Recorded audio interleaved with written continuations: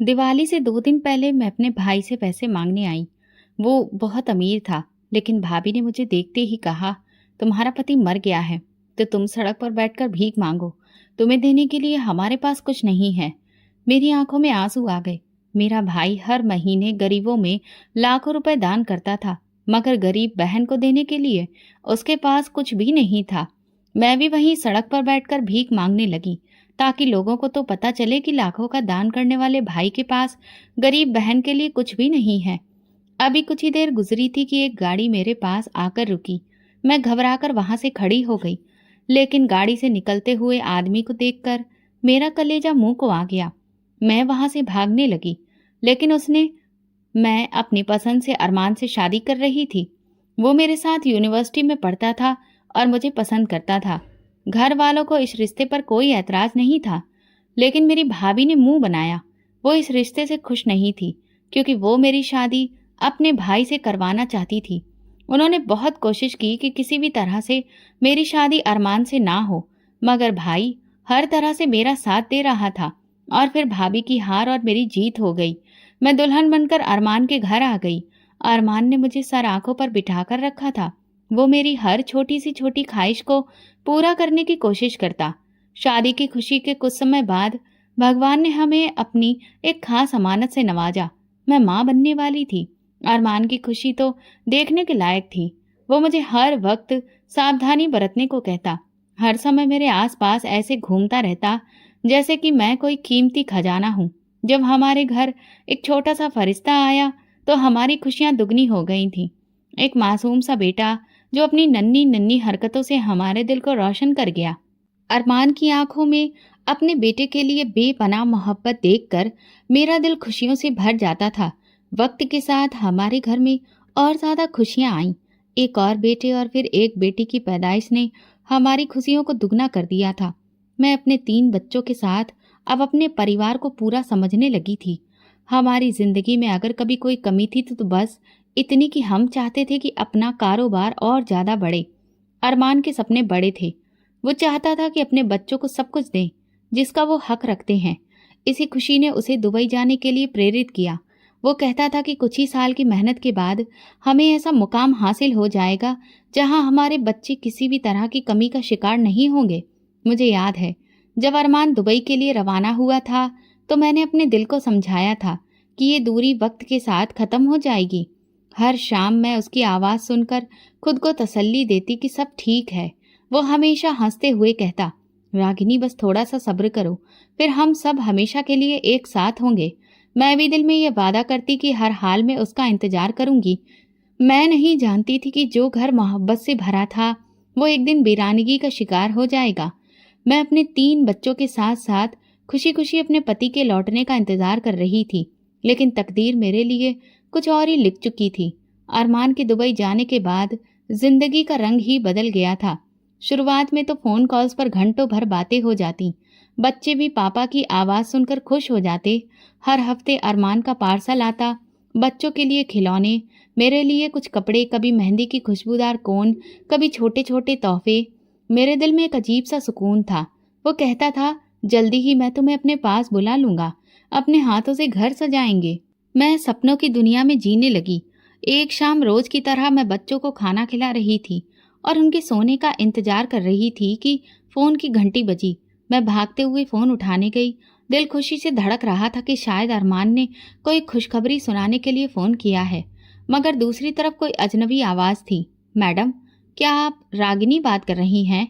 मैंने उलझते हुए कहा, हाँ मैडम, हमें अफसोस है, अरमान साहब का एक्सीडेंट हो गया है। मेरे हाथ से फोन छूटते छूटते बचा। मैं कांपते हुए बोली, क्या मतलब? एक्सीडेंट? कैसे? कहाँ? दूसरी तरफ खामोशी छा गई।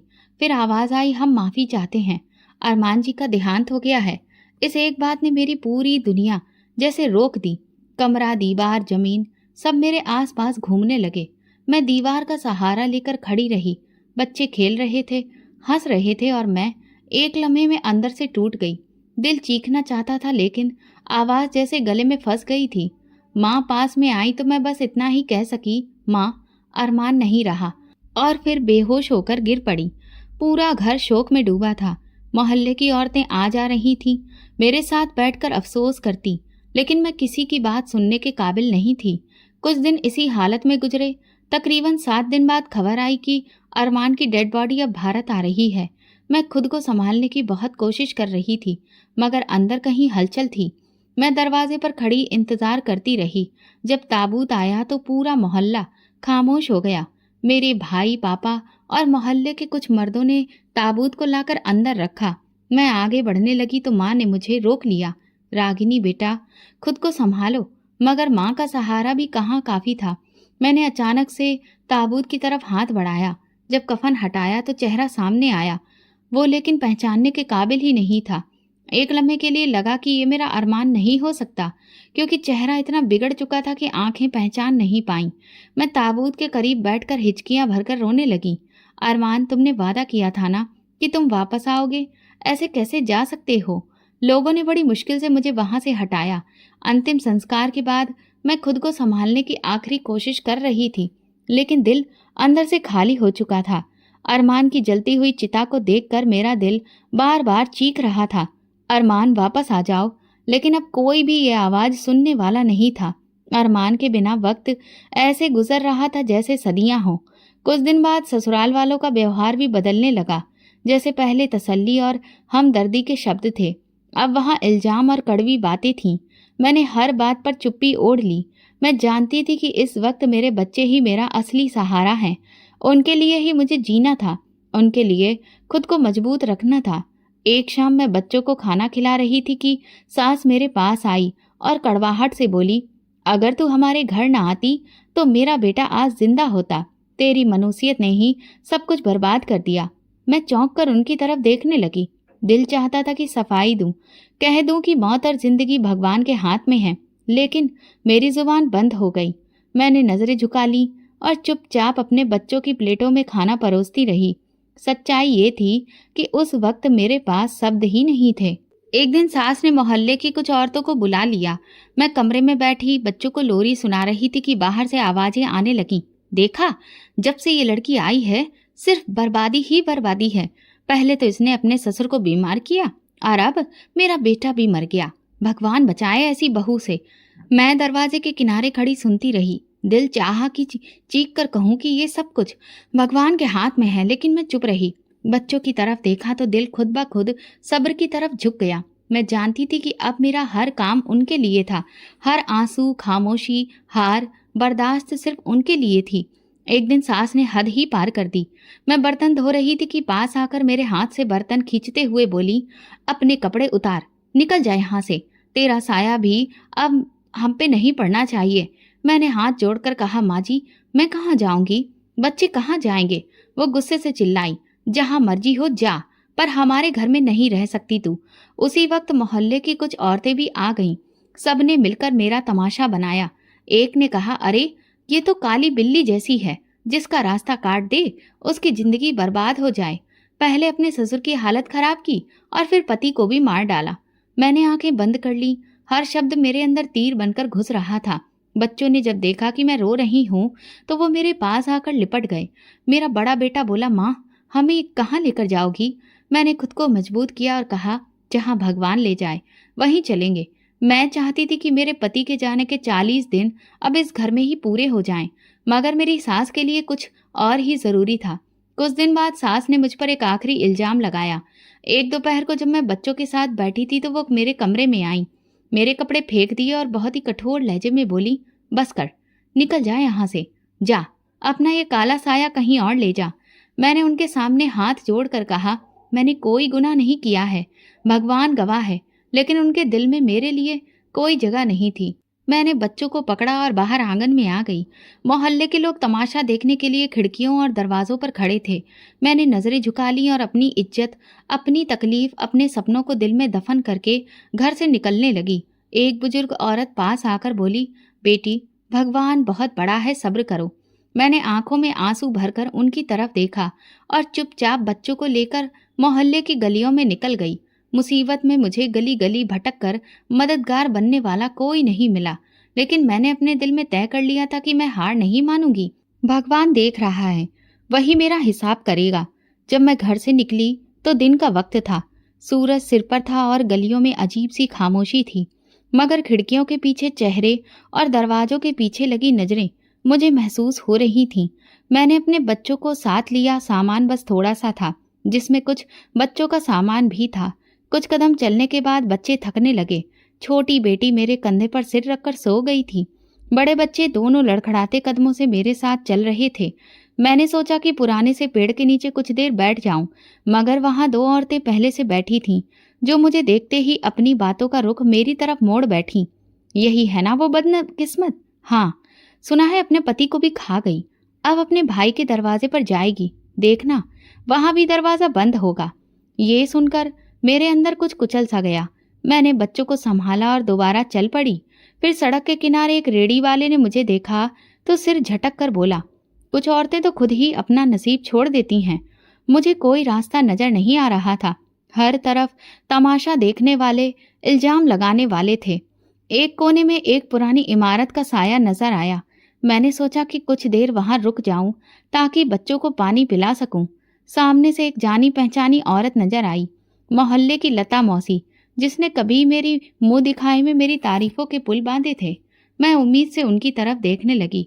वो पास आई, मेरे बच्चों को देखा और अफसोस से सिर हिलाया, मगर फिर एक तरफ होकर कहने लगी, बेटी, लोग बातें करेंगे, अपनी इज्जत बचाकर चली जाओ यहाँ से, तुम्हें कोई जगह नहीं देगा। मैंने धीरे से सिर हिलाया, शुक्रिया कहा और आगे बढ़ गई। दिल में एक ही प्रार्थना थी कि भगवान किसी दरवाजे को मेरे लिए खोल दे। चलते चलते मुझे याद आया कि भाई का घर ज्यादा दूर नहीं है। एक नई उम्मीद पैदा हुई। मैंने बच्चों को पकड़ा और रास्ता बदल लिया। कमर भारी हो चुकी थी, मगर दिल में थोड़ी सी रोशनी थी। शायद मेरा भाई मेरा सहारा बन जाए। जब मैं भाई के घर के सामने पहुंची तो सांस फूल चुकी थी। भाई का घर अभी भी वैसा ही था, ऊंची दीवारों और बड़े गेट के साथ। दरवाजे पर पहुंचकर मैंने धड़कते दिल के साथ दस्तक दी। थोड़ी देर बाद नौकर बाहर निकला। उसने मुझे पहचान लिया, मगर चेहरे पर कोई खुशी या अफसोस के भाव नहीं थे। बस सवालिया अंदाज में बोला, कौन चाहिए? मैंने कहा, भाई से मिलना है, उन्हें बताओ कि रागिनी आई है। नौकर ने कुछ लम्हे सोचा, फिर अंदर गया और वापस आकर बोला, मैडम कह रही हैं कि भैया सो रहे हैं, बाद में आना। मेरी आंखें भीग गईं। मैंने बच्चों की तरफ देखा जो थके थके मेरे साथ खड़े थे। मैंने फिर कहा, बस एक बार कह दो कि बहन बाहर खड़ी है, बस एक झलक देखना चाहती है। नौकर अंदर गया, लेकिन जब वापस आया तो उसकी बात और भी ज्यादा कठोर थी। मैडम कह रही हैं कि परेशान मत करो, वरना गार्ड को बुलाएंगे। मेरी सांसें अटक गईं। जिन हाथों ने मुझे कभी गुड़िया लाकर दी थी, आज उसी आदमी के दरवाजे मेरे लिए बंद हो गए थे। मैंने हार नहीं मानी, गेट पर बैठ गई। बच्चों को सीने से लगाकर आसमान की तरफ देखते हुए भगवान से दुआ करने लगी। कुछ देर में भाभी खुद गेट पर आ गई। दरवाजे का छोटा हिस्सा खोला और तेज लहजे में बोली, रागिनी, इज्जत से वापस चली जाओ, यहाँ कोई जगह नहीं है तुम्हारे लिए। तुम्हारे भाई के सर पर पहले ही बूढ़े माँ बाप का बोझ है, अब तुम्हारी जिम्मेदारी वो नहीं उठा सकते। मैंने कांपती आवाज में कहा, भाभी, मैं काम कर लूंगी, घर के सारे काम करूंगी, बस एक छत दे दीजिए। मेरे बच्चों को अनाथ की तरह दर दर की ठोकरें ना खाने दीजिए। भाभी ने तंज कसते हुए हंसी और बोली, एक वक्त था तेरे तेवर देखने लायक थे, और आज हाथ जोड़ने आ गई है। माफ कर, यहाँ तेरी कोई जगह नहीं है। इतने में अंदर से माँ की धीमी सी आवाज आई, कौन है दरवाजे पर? मैंने तुरंत कहा, माँ मैं हूँ, रागिनी। भाभी ने दरवाजे के किनारे से जवाब दिया, कोई मांगने वाली है माँ जी, आप फिक्र न करें। और फिर दरवाजा जोर से बंद कर दिया। मैं जैसे पत्थर हो गई, न चीख सकी न रो पाई, सिर्फ खामोशी में डूबी रही। बच्चे भूख से बिलक रहे थे। मैंने छोटे बेटे का सिर सहलाते हुए कहा, थोड़ा सा सब्र करो बेटा, भगवान कोई रास्ता निकालेगा। घंटे 2 घंटे यूं ही गेट के बाहर गुजर गए। कुछ मोहल्ले वालों ने मुझे देख लिया। एक औरत ने धीरे से कहा, कभी जो राज करती थी आज दरवाजे पर बैठी है, वक्त का क्या भरोसा। दूसरी ने सिर हिलाकर कहा, इंसान को घमंड नहीं करना चाहिए, देखो आज वक्त ने किस मोड़ पर ला दिया। मैंने अपने दुपट्टे को अच्छे से लपेटा, बच्चों को पास में किया और उठ खड़ी हुई। दरवाजे पर आखिरी बार नजर डाली। दरवाजा अभी भी बंद था और दरवाजे के पीछे बेचेहरे छुपे थे, जिन्हें मैंने मोहब्बत दी थी, जिन पर भरोसा किया था। कदम पीछे हटाए सड़क पर निकली। ना कोई मंजिल थी, ना कोई रास्ता, बस बच्चों का हाथ पकड़े आगे बढ़ती गई। हर कदम मेरे भरोसे को तोड़ता जा रहा था। हर लम्हा मेरी हिम्मत को आजमा रहा था। एक मोड़ पर एक पुरानी दुकान नजर आई, जिसका छोटा सा सिर बाहर निकला हुआ था। मैंने सोचा यहाँ कुछ देर बैठ जाऊं, बच्चों को भी थोड़ी छांव मिल जाएगी। वहां बैठते ही एक बुजुर्ग महिला पास आकर बोली, बेटी, ये दुनिया तमाशा देखती है, अपने भगवान से मांगो, वही तुम्हारे लिए रास्ते खोलेगा। मैंने दिल से भगवान को याद किया। बूढ़ी औरत ने अपनी पोटली में से एक सूखी रोटी निकालकर मेरे हाथ में दी। बच्चों के लिए वो जैसे खजाने के जैसी थी। मैंने वो रोटी 3 हिस्सों में बांटी। बच्चों ने छोटे छोटे हाथों से रोटी थामकर खाना शुरू किया। इस लम्हे मुझे लगा कि मैं दुनिया से कोई शिकायत नहीं करनी। शिकायत हो तो उनसे की जाती है जिन पर अपना अधिकार हो, और यहाँ किसी के पास अधिकार नहीं था सिवाय उस भगवान के जिसके दरवाजे पर मैं अब थी। रात होने लगी तो मैंने फैसला किया कि अब किसी पर भरोसा नहीं करना। अपने बच्चों के लिए खुद रास्ता बनाना है, चाहे जितनी ठोकरें खानी पड़े, चाहे जितनी बार जमीन पर गिरना पड़े, अब खुद उठना है। आज मुझे सच्चाई का सबसे कड़वा सबक मिला था। जब वक्त बदलता है, रिश्ते भी, चेहरे भी बदल लेते हैं, और जब तुम्हें सहारा चाहिए होता है, तब तुम्हें एहसास होता है कि जिन्हें तुमने अपनी ताकत समझा, वही तुम्हारी सबसे बड़ी कमजोरी थे। सूरज ढलने लगा था। हवा में एक अजीब सी तेजी आ चुकी थी। मैं अपने तीनों बच्चों को लेकर सड़क के किनारे पड़ी एक पुरानी बेंच के पास आकर बैठ गई। छोटी बेटी मेरे कंधे पर सिर रखकर सो चुकी थी, जबकि दोनों बेटे इधर उधर देखते भूख से बेचैन हो रहे थे। सामने एक छोटा सा ठेले वाला था, जिसके पास पकौड़े और चने बिक रहे थे। तेज खुशबू बच्चों की भूख को और बढ़ा रही थी। छोटे बेटे ने दुपट्टा खींचकर कहा, माँ, भूख लग रही है, खाने को कुछ दो ना। मैंने झुकी नजरों से उसे देखा। उसकी आंखों में उम्मीद की झलक थी, जो मेरे दिल में चुभती चली गई। मेरे पास कुछ सिक्के थे। मैंने हाथ डाला और देखा, बस इतने ही थे कि एक आध चीज खरीदी जा सकती थी। मैंने अपने कदम घसीटकर ठेले वाले के पास जाकर पूछा, भैया, 5 रुपए में क्या मिल सकता है? उसने बड़ी ही गिरी हुई नजर से देखकर बोला, 1 चम्मच चना ले लो और कुछ नहीं। मैंने 5 रुपए उसके हाथ पर रखे और छोटी सी प्लेट में चना लेकर बच्चों के पास आई। बच्चों ने ऐसे लपक कर खाया जैसे महीनों से भूखे हों। मैं खुद को रोक नहीं पाई, मगर खाया नहीं। बच्चों के चेहरे पर जरा सी मुस्कान देखकर दिल को तसल्ली दी। रात गहरी होने लगी, दुकानें बंद होने लगी, लोग अपने घरों को जा रहे थे, और हम वहीं उस बेंच पर बेसहारा बैठे थे। थोड़ी देर बाद एक पुलिस की गाड़ी आकर रुकी। एक सिपाही उतरा, मेरे पास आया और सख्त लहजे में बोला, यहाँ बैठने की इजाजत नहीं है, हटो यहाँ से। मैं घबराई हुई बोली, साहब, रात गुजारने दीजिए, सुबह चले जाएंगे। सिपाही ने हाथ नचाते हुए कहा, यहाँ सबको रहने दूं तो सड़कें भर जाएं, दफा हो जाओ यहाँ से। मेरे पास अब कोई और रास्ता नहीं था। मैंने बच्चों को उठाया, छोटी बेटी को गोद में लिया और फिर सड़क पर चलना शुरू किया। सड़क का हर कदम मेरे लिए पत्थर जैसा भारी था। कुछ देर बाद एक पुल के नीचे मजदूरों की भीड़ नजर आई। मैंने सोचा कि शायद वहां कुछ देर सहारा मिल जाए। वहां जाकर एक कोने में बैठ गई। मजदूरों ने एक नज़र देखा और अपनी बातों में मगन हो गए।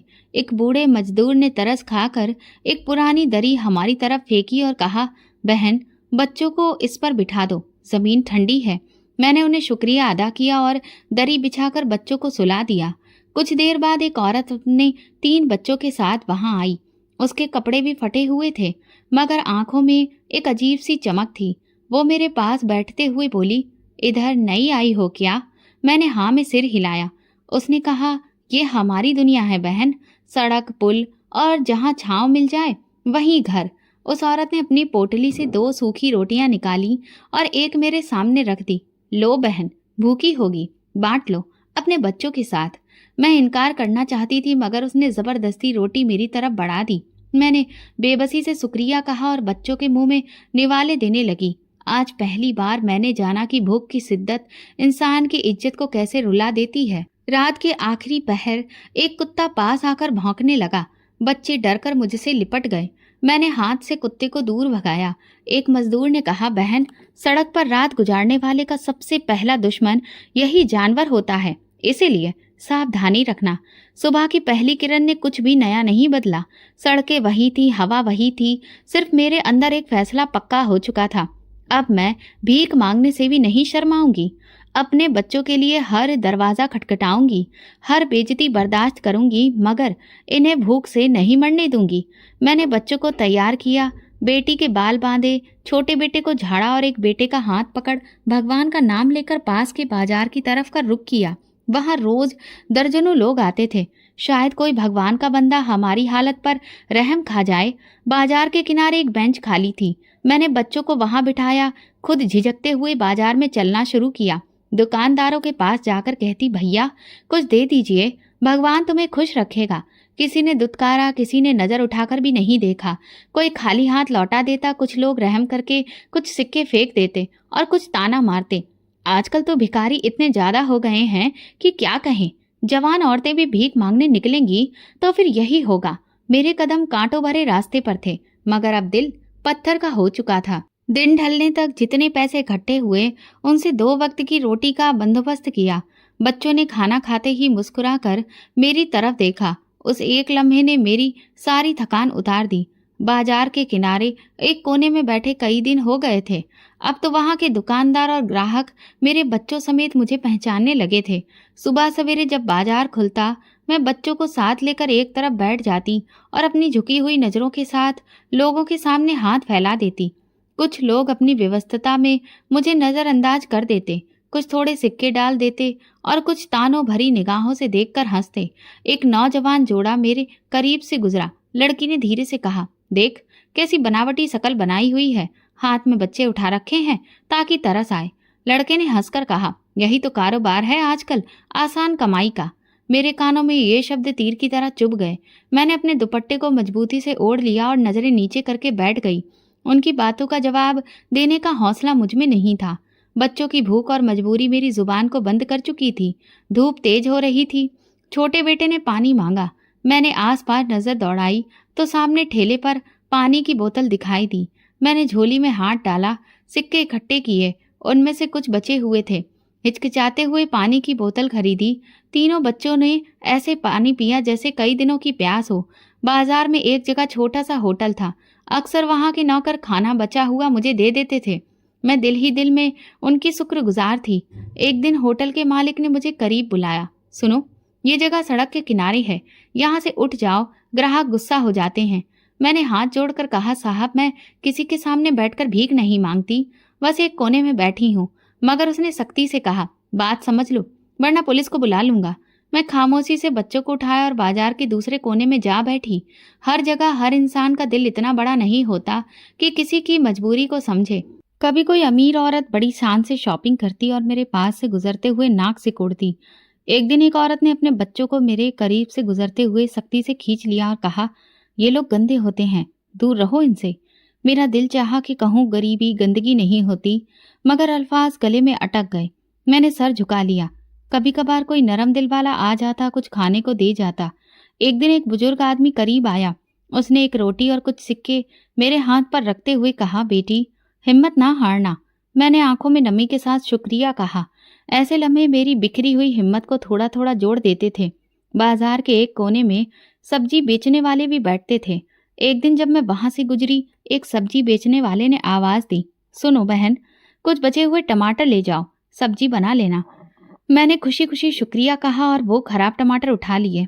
ये छोटे छोटे सहारे मेरी जिंदगी में बड़ा सहयोग करते थे। बच्चों का हाल दिन ब दिन खराब होता जा रहा था।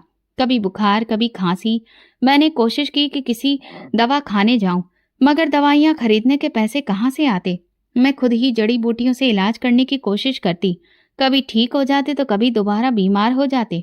दिन ऐसे ही गुजर रहे थे, कभी उम्मीद की किरण, कभी मायूसी की चादर। लेकिन मैं खुद से कहती, बच्चों के लिए हर जिल्लत सहूंगी, हर जख्म बर्दाश्त करूंगी, मगर इन्हें भूखा नहीं सोने दूंगी। बाजार की सड़कों पर बैठे बैठे मुझे हफ्ते गुजर चुके थे। अब लोगों के चेहरों से एक ही नज़र में समझ आ जाता था कि कौन महज तमाशा देखने आया है और कौन वाकई दिल में हमदर्दी रखता है। मगर फिर भी मैं सुबह से शाम तक इसी उम्मीद में बैठी रहती कि किसी दिन कोई चमत्कार होगा।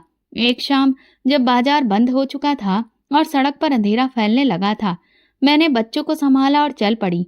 सर्दी बढ़ने लगी थी और खुले आसमान के नीचे रात गुजारना मुश्किल हो रहा था। छोटी बेटी का बुखार बढ़ गया था। उसका छोटा सा जिस्म मेरे कंधे पर पड़ा रहता और वो कभी हल्की सी सिसकारी मारती, कभी कांपती। चलते चलते मेरी नजर एक खाली दुकान पर पड़ी। दरवाजा टूटा था और अंदर कचरे के ढेर लगे थे। मगर चारों तरफ दीवारें थीं और छत भी। मैंने सोचा कम से कम बारिश और ठंडी हवा से बचाव का इंतजाम हो सकता है। मैंने चादर से कचरे को एक तरफ धकेला। कुछ खाली गत्ते पड़े थे, उन्हें बिछाकर बच्चों को लिटाया। छोटी बेटी को गोद में लेकर सुलाने लगी। दोनों बेटे भी थकान से चूर होकर वहीं एक तरफ सो गए। मैंने अपने फटे हुए दुपट्टे को लपेटकर उनके ऊपर डाल दिया ताकि सर्दी से बचा जा सके। रात भर मैं जागती रही, बेटी का माथा छूती रही। बुखार कम होने का नाम नहीं ले रहा था। ना कोई दवा थी, ना किसी डॉक्टर तक पहुंचने की हिम्मत। एक बार दिल में आया कि किसी अस्पताल के सामने जाकर बैठ जाऊं, मगर बगैर पैसे के वहां कोई हाल चाल पूछता भी नहीं। सुबह छोटे बेटे ने रोते हुए कहा, माँ भूख लग रही है। मैंने अपने खाली दामन की तरफ देखा। पिछले दिन जमा किए गए चंद सिक्के भी खत्म हो चुके थे। कोई खाने की चीज नहीं थी। मैंने उसे प्यार से अपने पास लिटाकर कहा, बेटा आज कुछ अच्छा खाने को मिलेगा, वादा है। वादा सिर्फ उम्मीद देने के लिए था, हकीकत से बहुत दूर। दिन निकला तो मैंने फैसला किया कि कुछ ना कुछ काम करना है। मैं बच्चों को वहीं छोड़कर पास के होटल और दुकानों पर काम मांगने चली गई। हर जगह एक ही जवाब मिला, काम वाली चाहिए मगर अच्छी हालत वाली। गंदे कपड़ों में तो कोई अपने घर नहीं बुलाता। मैं खामोशी से लौट आई। दुकान के कोने में बैठकर बच्चों को देखती रही। छोटी बेटी का जिस्म अभी भी तप रहा था। दिल चाहा कि खुद को नोच लूं, मगर सब्र के सिवा कोई रास्ता नहीं था। धूप तेज हुई तो मैंने दुकान के सामने कपड़ा बिछाकर मांगना शुरू किया। कुछ लोग गुजरे, किसी ने 5 रुपए फेंके, किसी ने 1-2 बिस्किट रख दिए। मैंने जल्दी से वो सिक्के समेटे। शाम होते ही थोड़ी सी दाल और 2 रोटियां खरीदी। बच्चों के सामने जब खाना रखा तो उनकी आंखों में खुशी देखकर लगा जैसे दुनिया की सारी दौलत मेरे पास आ गई हो। वे नन्हे हाथों से दाल में रोटी डुबो डुबो कर खाने लगे। मैं खुद को भी एक डोली देकर रुक गई ताकि ज्यादा खाना बच्चों के पास हो। इस दौरान एक दिन वहां के सब्जी वाले ने मुझे बुलाया, बहन कल से कुछ बची हुई सब्जियां दे दिया करूंगा, तुम खुद सब्जी बना लेना। मेरे दिल को थोड़ा सा सुकून हुआ। हर रात इस खाली दुकान में लौटती, बच्चों को गोद में लेकर उनके साथ लेट जाती, आने वाले कल के बारे में सोचती। कभी कभी दुकान के पास से कोई अमीर गाड़ी गुजरती, अंदर बैठे बच्चे मजे से हंसते खाते। मेरे बच्चे हसरत भरी नजरों से उन्हें देखते, लेकिन मैं जल्दी से उनका ध्यान भटकाने की कोशिश करती। देखो हम भी एक दिन गाड़ी में घूमेंगे, बड़ा बेटा मासूमियत से कहता। माँ कब? मैं हल्की मुस्कान के साथ जवाब देती, जल्द ही, बस सब्र करो। दिन पर दिन गुजरते जा रहे थे। छोटी बेटी की हालत बिगड़ती जा रही थी। एक दिन अचानक वो बेहोश हो गई। मैं घबराकर उसे उठा लाई, दौड़ते हुए दवा खाने की तरफ भागी। वहां डॉक्टर ने एक नजर देखा और बोला, बुखार पुराना हो चुका है, दवा और ड्रिप की जरूरत है। पैसे हैं? मेरे चेहरे की बेबसी देखकर उसने कंधे उचका दिए। बहन बगैर पैसे के इलाज नहीं हो सकता। मैं वापस लौटते हुए सोचती रही, ये दुनिया पैसे की है। मोहब्बत, हमदर्दी, सब बातें अब सिर्फ किताबों में रह गई हैं। दुकान पर आकर बेटी को जमीन पर लिटाया। रात भर उसका माथा सहलाती रही। अगली सुबह वो जरा बेहतर थी। कमजोरी अभी भी थी मगर आंखें खुल गई थीं। मैंने सोच लिया था कि अब बच्चों को सड़कों पर नहीं घसीटूंगी। जितना भी मांगूं कमा सकूं, लेकिन दुकान को अपना छोटा सा आशियाना बनाकर उन्हें यहीं रखूंगी। मेरी भूख, मेरी थकान, मेरी बेइज्जती, सब कुछ मेरे बच्चों के लिए कुर्बान है। सर्दियों की एक दोपहर थी। बाजार में भीड़ कुछ कम थी। मैं अपने कपड़े का टुकड़ा बेचकर बच्चों के साथ एक कोने में बैठी थी। हाथ में एक पुरानी सी प्याली थी जिसमें चंद सिक्के जमा हो चुके थे। बच्चों को बार बार समझा रही थी कि ज्यादा शोर न करें ताकि कोई हमें डांटे नहीं। इसी दौरान सामने से एक बड़ी और चमचमाती गाड़ी आई। मेरी आदत थी कि नजरें झुका लेती थी, क्योंकि अक्सर ऐसे लोग हमारी तरफ देखना भी गवारा नहीं करते। गाड़ी धीरे धीरे मेरे करीब रुकी।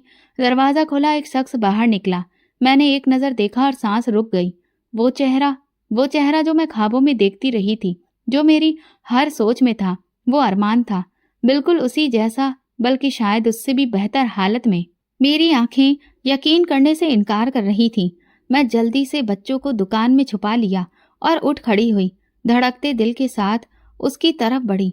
कुछ फासले पर जाकर आवाज दी, अरमान। उसने मेरी तरफ देखा। मैंने उम्मीद भरी नजरों से उसे देखा, शायद वो मुझे पहचान ले, मगर उसके चेहरे पर कोई हैरत, कोई पहचान नहीं थी। उसने उलझन से मेरी तरफ देखा और बोला, देखकर नहीं चलती, सड़क पर बैठकर रास्ता रोकती हो। मेरी दुनिया एक बार फिर से हिल गई। मैं लड़खड़ा गई। आवाज में कहा, अरमान मैं हूं रागिनी। तुम्हारी रागिनी? उसने ताज्जुब से मुझे ऊपर से नीचे तक देखा और सख्ती से बोला, क्या बकवास कर रही हो? मैं कोई अरमान नहीं, मेरा नाम रविंद्र है। मैंने उसकी आंखों में झांकने की कोशिश की, जैसे वहां कहीं कोई सच छुपा हो। अरमान, ये बच्चे तुम्हारे हैं, देखो इन्हें। उसने गाड़ी मेरी तरफ बढ़ाते हुए कहा, सुनो, तमाशा मत बनाओ, ये सड़क सबकी नहीं होती। मेरी टांगें कांपने लगी। मैं बमुश्किल बच्चों के पास वापस आई। दिल चाह रहा था कि चीखूं चिल्लाऊं, मगर सच्चाई ने मेरे लफ्ज सिल दिए थे। लोग मुझे हैरत से देख रहे थे। कुछ ने कहा पागल हो गई है शायद। किसी ने कहा भला ऐसा कब होता है, जो मर गया वो वापस कैसे आएगा। मेरी नजरें उस गाड़ी को देख रही थी जो अब दूर जा चुकी थी, लेकिन मेरा दिल वहीं टिक गया था, उस लम्हे में जहां पर हकीकत और ख्वाब डगमगा गए थे। मैं बच्चों को संभालते हुए वापस दुकान की तरफ लौटी। छोटी बेटी ने पूछा, माँ वो कौन था? मैंने उसके सिर पर हाथ फेर कर कहा, कुछ नहीं बेटा, बस एक सपना था। अगले दिन दिल में अजीब सी बेचैनी थी। मैं उसी जगह वापस गई, शायद वो फिर आए, शायद कोई वजह मिले। कुछ देर बाद वाकई गाड़ी दोबारा आती दिखाई दी। मेरा दिल तेज धड़कने लगा। मैंने अपनी जगह से उठकर सड़क के किनारे खड़े होने की हिम्मत की। गाड़ी रुकी, वही शख्स उतरा। आज उसने मुझे देखा तो कुछ लम्हों के लिए रुका। मैंने मौके का फायदा उठाते हुए तेजी से आगे बढ़कर कहा, अरमान प्लीज मेरी बात सुनो। वो सख्त लहजे में बोला, कितनी बार कह चुका हूं, मैं तुम्हें नहीं जानता, दफा हो जाओ यहाँ से। मैंने उसका गिरेबान पकड़कर कहा, अगर तुम अरमान नहीं हो तो तुम्हारी आंखें क्यों वही हैं, तुम्हारी आवाज क्यों वैसी है? वो हाथ झटक कर पीछे हटा और गाड़ी में बैठते हुए बोला, पागल औरत हो, मेरा पीछा छोड़ दो। और गाड़ी तेजी से रवाना हो गई। उंगलियां हवा में रह गईं, आंखों में आंसू थे। उस दिन बच्चों ने कुछ भी नहीं खाया। मैं भी चुपचाप बैठी रही, दीवार को घूरती रही, सोचती रही अगर वो अरमान है तो मुझे क्यों नहीं पहचानता? अगर नहीं है तो उसकी आवाज बिल्कुल अरमान जैसी क्यों है? और उसकी मौजूदगी मुझे अरमान के होने का एहसास क्यों दिलाती है? अगले कुछ दिन मैंने इसी सोच विचार में गुजारे। अब मैं भीख मांगती और ज्यादा सड़क पर नजर दौड़ाती, हर चमचमाती गाड़ी को देखती, हर अजनबी चेहरे में अपने पति की झलक तलाश करती। एक दिन एक भिखारी मेरे पास आकर बैठ गया। उसने मेरी हालत देखी और कहा, बेटी, कभी कभी जो हम देखते हैं वो पूरा सच नहीं होता। भगवान से प्रार्थना करो और उनसे सच्चाई के लिए कहो, सब कुछ खुद तुम्हारे सामने साफ आ जाएगा। मैंने अपनी उंगलियों से प्रार्थना के लिए हाथ जोड़े और दिल से कहा, हे भगवान, अगर ये मेरा वही अरमान है तो सच्चाई को मेरे सामने ले आओ, अगर नहीं है तो मेरे दिल से ये उम्मीद निकाल दो। अब हर लम्हा एक नई बेचैनी के साथ गुजर रहा था। सच्चाई का सामना होना बाकी था और मैं उस घड़ी का इंतजार कर रही थी जब ये परत पूरी तरह खुलेगी। अरमान को देखने के बाद मेरा दिल चैन नहीं ले रहा था। हर दिन उम्मीद और बेयकीनी के बीच गुजरा। मैं जानती थी कि जो मैंने देखा वो कोई धोखा नहीं था, मगर उसका इनकार, उसकी बेरुखी मुझे अंदर से तोड़ रही थी। फिर भी मैं हार नहीं मानी। एक दिन मैंने हिम्मत करके इस सड़क पर अपनी जगह बदल ली, जहां से वो अक्सर गुजरता था। बच्चों को दुकान पर छोड़कर मैं अकेली वहां उसके रास्ते में खड़ी हो गई। गाड़ी आकर रुकी तो मैं दौड़कर उसके दरवाजे के पास जाकर बोली, अरमान, एक बार मेरी आंखों में देखो, सच्चाई छुप नहीं सकती। उसने बड़ी ही बेरुखी से कहा, कितनी बार कह चुका हूं, मैं अरमान नहीं हूं, मैं रविंद्र हूं। अपनी इज्जत का कुछ ख्याल करो और दफा हो जाओ यहाँ से। मैं फिर बोली, अगर तुम अरमान नहीं हो तो फिर क्यों मेरी आत्मा तुम्हें पहचान रही है? क्यों मेरे दिल में ये यकीन है कि तुम ही मेरे वही अरमान हो? उसके चेहरे पर एक लम्हे को उलझन उभरी, फिर वो तुरंत संभल गया। उसने दरवाजा बंद किया और गाड़ी आगे बढ़ा ली। मैं धूल में लिपटी खड़ी रह गई। बच्चों की मासूम नजरें अब सवाल करने लगी थी कि मैं क्यों रोज खाली उम्मीद लेकर वापस आती हूँ। 2 दिन बाद इस सड़क पर एक अजीब वाकया हुआ। मैंने उसे पुरानी किताबों की दुकान के बाहर खड़े देखा। वो किसी किताब को ध्यान से देख रहा था। मेरे कदम अपने आप ही उसकी तरफ बढ़ने लगे। अचानक दुकान वाले ने जो पुरानी हिंदी की किताब उसके हाथ में दी, जैसे ही उसने वो किताब खोली, एक तस्वीर उसमें से निकल पड़ी। उस तस्वीर में मैं और अरमान साथ थे, हमारी शादी के दिन की तस्वीर। मैं दूर खड़ी सब कुछ देख रही थी। अरमान की आंखें तस्वीर पर जम गईं, उसके हाथ कांपने लगे, चेहरे पर हैरत, दर्द और उलझन एक साथ फैल गई। मैं हिचकियां छिपाते हुए बोली, देखा, ये तुम हो और ये मैं हूं। वो चौंक कर मेरी तरफ देखने लगा। उस अब की बार उसकी नजर खाली नहीं थी, उसमें पहचान थी। ये मैं हूं? उसकी आवाज भारी हो गई। हाँ अरमान, तुम मेरे पति हो, तुम मेरे बच्चों के बाप हो। वो पीछे हटकर दीवार से टिक गया। उसका चेहरा पसीने से भीग गया। मुझे कुछ याद नहीं आ रहा, पर ये तस्वीर, ये चेहरा। वो बड़बड़ाने लगा। मैं पास जाकर धीरे से बोली, तुम्हें सब याद आ जाएगा, बस आंखें बंद करो, दिल से सुनो। उसने आंखें बंद की और कुछ लम्हे ऐसे गुजरे जैसे दुनिया थम गई हो। फिर उसके होठों पर धीरे धीरे कुछ आवाज आई, रागिनी। मैंने अपने आंसू रोकते हुए कहा, हाँ मैं रागिनी हूँ, तुम्हारी रागिनी। अरमान ने आंखें खोली। अब उसकी आंखों में अजनबीपन नहीं था, पहचान थी। मैं याद कर रहा हूँ, एक हादसा था, खून में लथपथ था मैं। वो बोलते बोलते रुक गया।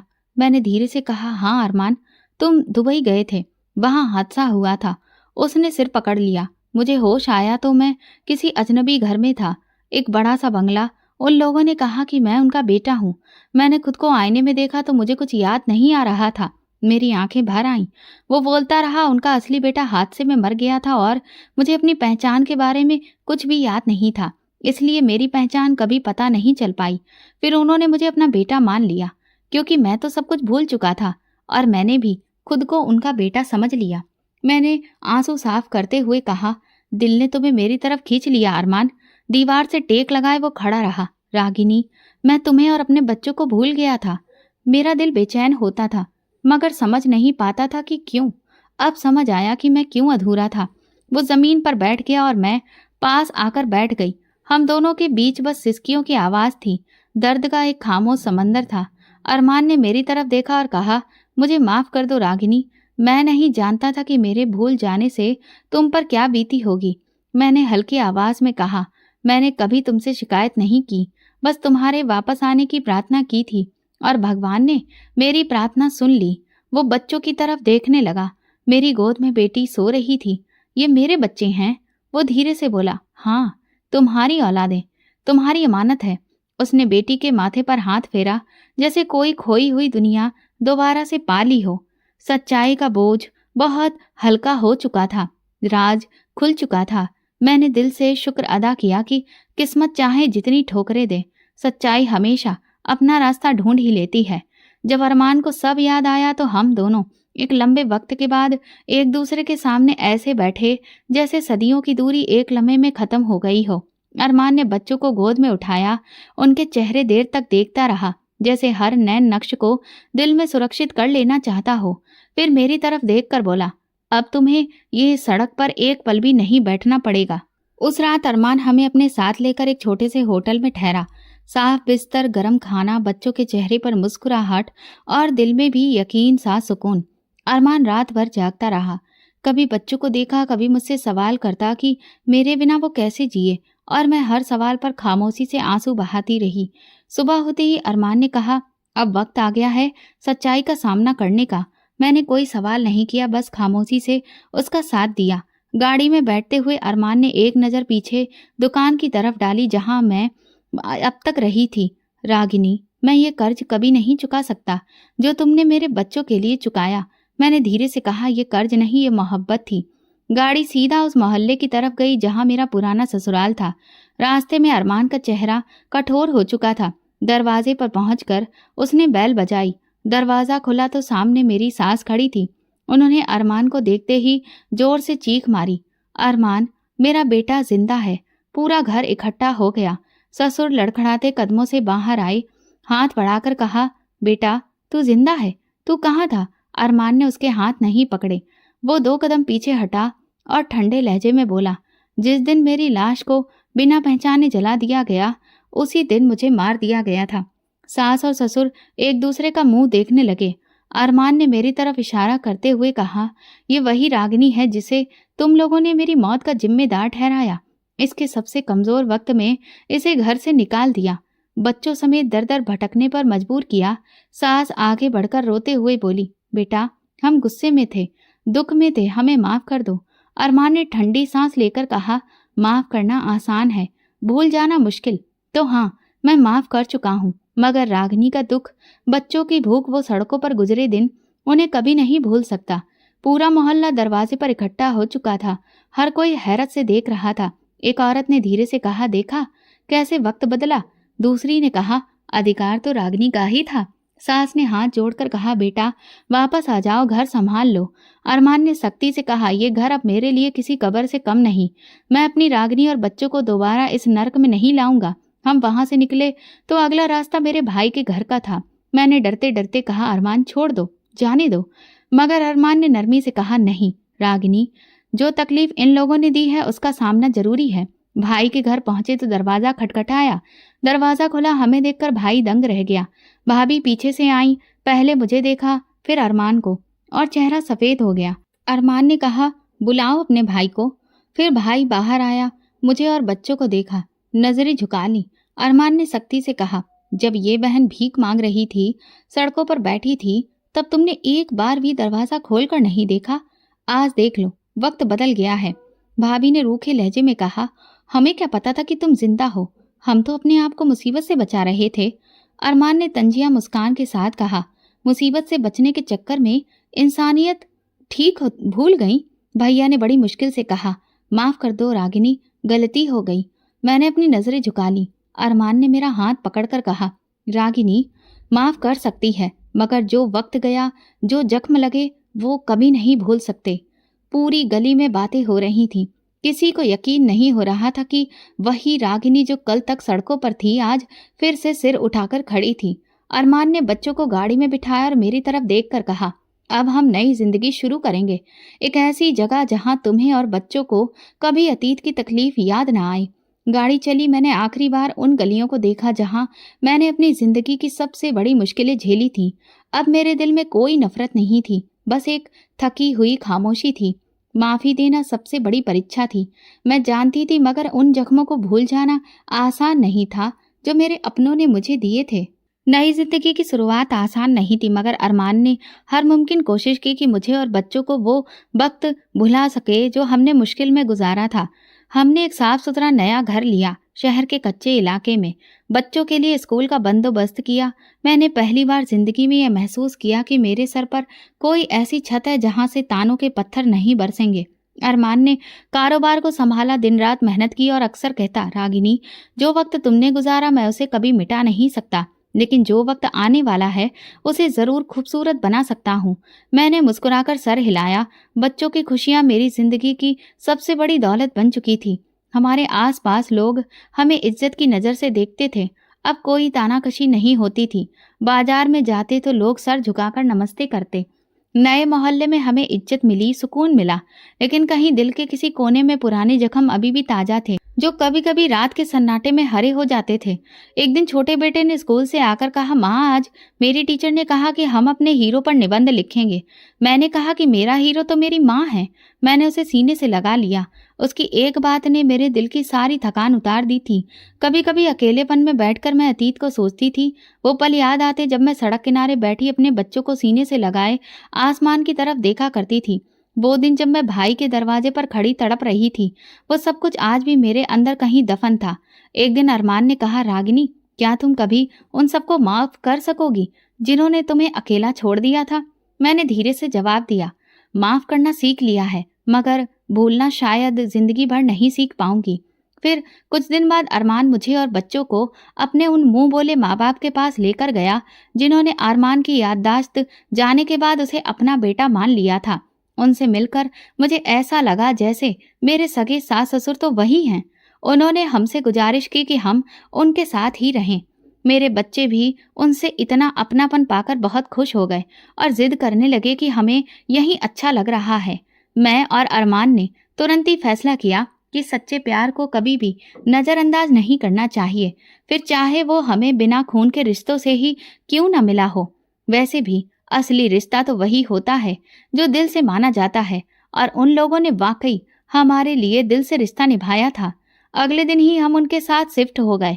मेरे बच्चों को अपने सगे दादा दादी से जो प्यार नहीं मिला वो इन लोगों से मिल रहा था। वे लोग भी अपनी दुनिया को हमारे साथ रहकर पूरा मानने लगे थे।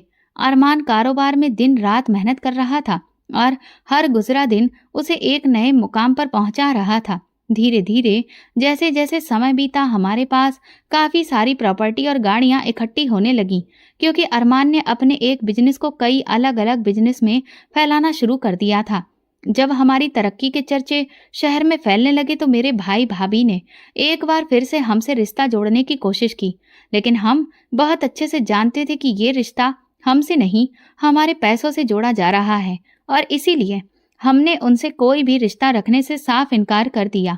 मेरे सास ससुर का भी कई बार फोन आता और वे अपने किए की माफी मांगते, लेकिन अरमान ने उन्हें साफ साफ सुना दिया कि वो कभी भी लौट कर उनके पास नहीं जाएगा। हाँ, लेकिन वो अपनी जिम्मेदारी से बच नहीं रहा था। उसने उनकी पूरी जिम्मेदारी उठाई। घर के खर्चों से लेकर उनकी दवा पानी और बाकी सारी सुविधाओं को उसने अपने कंधों पर लिया। लेकिन बस अगर कुछ नहीं दिया तो वो था अपनापन और प्यार, जो कि अरमान के जाने के बाद उन लोगों ने मुझसे भी छीन लिया था। मेरे मुंह बोले सास ससुर ने अपनी सारी प्रॉपर्टी मेरे बच्चों के नाम कर दी। अब हमारे पास इतनी दौलत थी जिसकी कोई गिनती नहीं थी, लेकिन हम बहुत अच्छे से समझ गए थे कि सबसे बड़ी दौलत होती है अपनों और उनका प्यार का, और इसीलिए हम अपने हर दिन को एक साथ बिताकर और ज्यादा खूबसूरत बनाने की पूरी कोशिश करते थे। हमें अपनों के प्यार की दौलत समझ आ गई थी, लेकिन हमारे अपने अभी भी दौलत के नशे में ही घूम रहे थे और सिर्फ उन्हीं लोगों से रिश्ते जोड़ रहे थे जिनके पास दौलत का खजाना था। शायद इसीलिए उनके अंदर से मोहब्बत बिल्कुल खत्म हो चुकी थी जो वो दूसरों को दे सकें। मैं अपने बच्चों को अपने मुश्किल वक्त की कहानी सुनाती हूँ, इसलिए नहीं कि वे अपने बुरे वक्त को याद करें, बल्कि इसलिए कि वे उससे सबक लें कि इंसान की किस्मत का सिक्का जब पलटता है तो किस तरह से अपने ही मुंह मोड़ लेते हैं। इस कहानी को सुनाते हुए मैं सिर्फ इतना कहती हूँ, कभी भी किसी मजबूर पर जुल्म मत करना। जो आज कमजोर है वो कल ताकतवर भी हो सकता है। जो आज सड़क पर बैठा है कल इज्जत की छत के नीचे सिर उठाकर भी जी सकता है। वक्त कभी एक सा नहीं रहता, हालात बदलते हैं, चेहरे बदलते हैं और सब कुछ बदल जाता है, मगर भगवान हर वक्त देख रहा होता है। मेरी कहानी से ये सबक मिलता है कि मोहब्बत, सब्र और भगवान पर भरोसा इंसान को हर अंधेरे से निकाल सकता है। कभी किसी की मजबूरी को अपनी जीत ना समझो, क्योंकि सच्चाई में सब कुछ भगवान के ही हाथ में होता है और भगवान कभी भी जालिमों को माफ नहीं करता। तो दोस्तों, अगर आपको हमारी कहानी पसंद आई हो तो प्लीज कमेंट करके जरूर बताएं। वीडियो को लाइक करें और ज्यादा से ज्यादा शेयर करें। अगर आप चैनल पर नए हैं तो सब्सक्राइब जरूर करें और नोटिफिकेशन बेल को दबाएं ताकि अगली अपडेट सबसे पहले आपको मिले। धन्यवाद।